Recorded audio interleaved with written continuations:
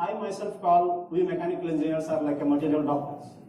We should be able to use the material wisely, and each of that characteristics of mass, damping, and stiffness, we should use them optimally. We should not be using it as much as we want.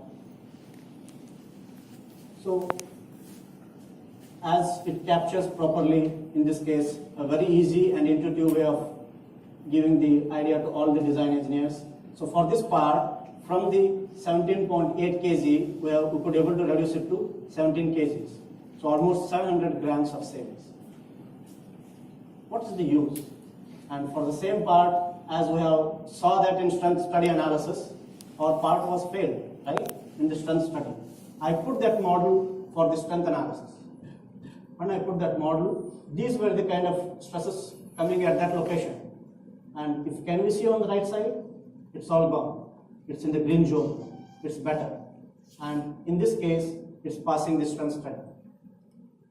And from 8.7 kg, I could able to even to make it to the 6.5 kg. It's exactly 2 kg saving with increased strength. That's the product quality a design engineer can give to his company and to his customers. And he will remain competitive for sure. So optimization should be your key, and it's your innovation lock and key to your working on that.